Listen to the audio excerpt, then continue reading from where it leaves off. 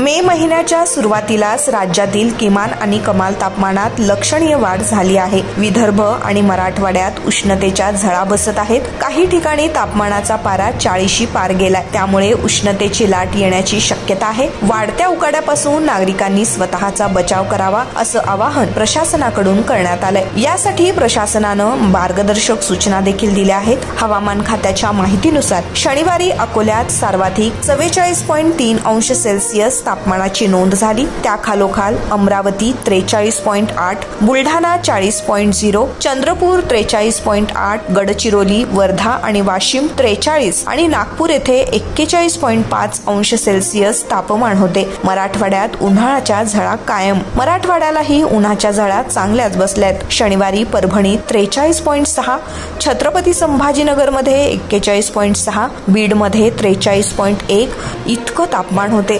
तर मध्य महाराष्ट्रात सोलापूर 43.4, सांगली 41.6, सातारा 40.9, जळगावात 42.3 आणि मालेगावात 42.8 अंश सेल्सिअस तापमानाची नोंद झाली।